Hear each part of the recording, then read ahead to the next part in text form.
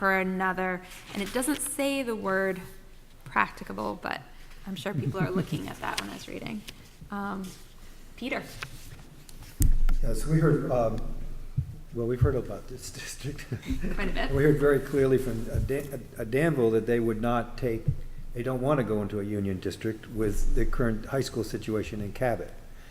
That's an issue. What do you call it? Is that practicable, or because they said we're going to really resist this if that happens. So, I mean, if you just formed them as an SU and then let them work it out together, is that part of is that a way to resolve it?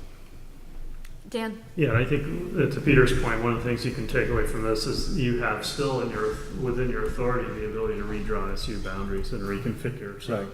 That's something that predates Act 46. So this could be an example of where you assert perhaps part of the Secretary's proposal but not another part of it based on more current information that you've received since this draft plan was written. And I think this is when we start thinking about what is practicable, we have a high school that came and talked to us and told us they have over $6 million in deferred maintenance. They're worried about their roof caving in. They've now canceled art, music, all athletics for their school, and have had a hard time passing school budgets. And I think it took them 3 votes. So that's what they came to us and talked to us at our meeting. And Danville then, looking at that situation and being faced with, if we are forced to merge, they're taking on not just the debt, but the deferred maintenance, and also taking on some of that baggage. So I guess that's what we can think about. What is practicable, and what would not be in that situation, and that can that help us get to some principles that we agree on as a board? John? This is, I think, not just a question of differential debt, but also just almost differential viability of 2 different districts. The Cabot system is virtually on life support at this point.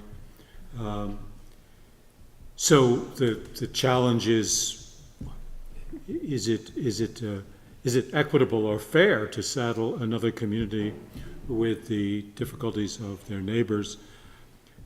This relates, it seems to me, to the having one community take on the debt of another. And I'm thinking down the road a little bit, but it seems that this is exactly the kind of situation, though, where you'd want to be taking action. I don't think you'd want to just stand by and watch Cabot swing in the breeze here. On the other hand, you'd be uncomfortable causing another community to bear the burden of sustaining it. This is a little bit like the debt challenge, and I wonder if we mightn't consider actions in which we would say this is the right thing to do, but these towns need legislative action, these districts need legislative action to make this work.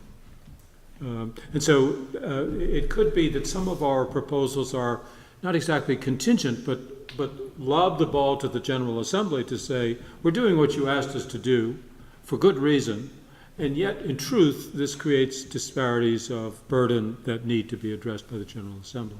Yeah, Stacy, and then Oliver.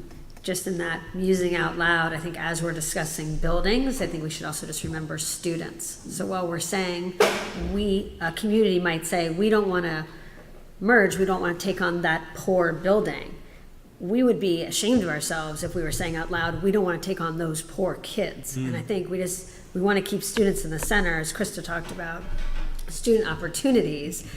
Let's just make sure we're balancing those both as important things for a community to wrestle with, because I think we'd all be embarrassed to say, but those kids are on that side of that line, and I'm not responsible for them.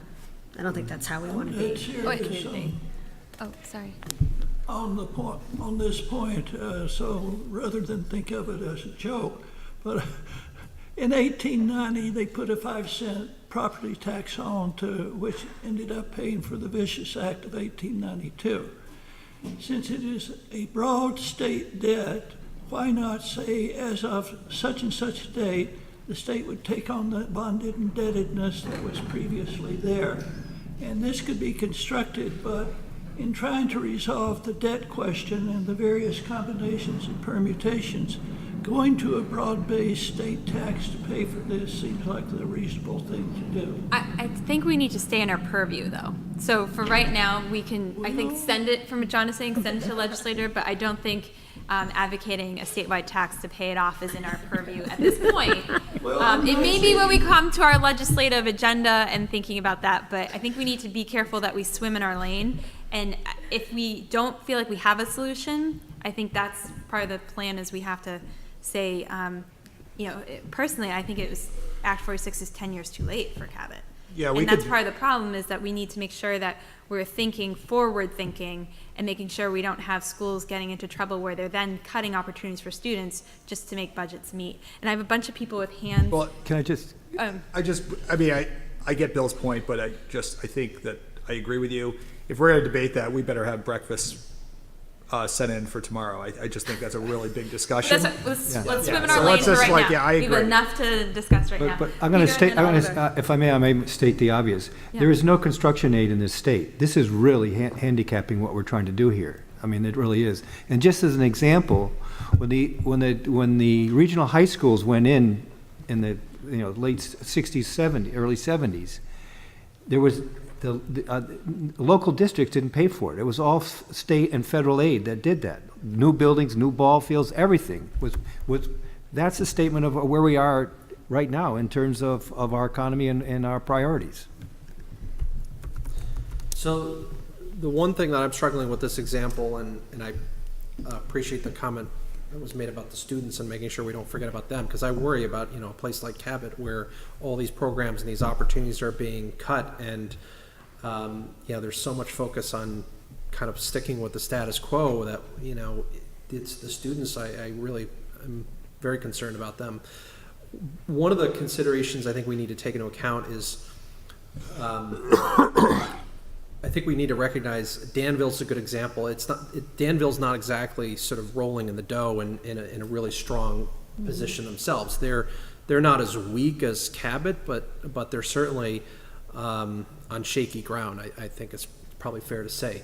So taking two districts that are marginal at best and one that is quite frankly nearly on life support if it isn't already, and putting them together, that may not be setting them up for success. Okay, so I'm just looking at time, and I just want to make an announcement for the audience too, that our hosts are offering lunch to the general public at noon, so that's why we have to be mindful of time for $3.60. And it's for pulled pork, black bean burgers, salad, beverage, and it's important you have to be in the cafeteria by noon. So that's why I want to make sure that we are at 5 noon right now. So that way, to be thankful for our hosts and our guests, if they want food, that there's an opportunity for that to make sure they get it. So if at this point we want to round up the conversation, and I just want to get a sense of the board as we move forward into our next work session. I can just let you know right now, on pages 25, page 60, 90, 113, 126, and 185, that's where the secretary goes into the rationale about what's practical and what's Can you not. read them again, Kristen? So that's page 25, Lose money on it? 60, 90, 113, 126, and 185.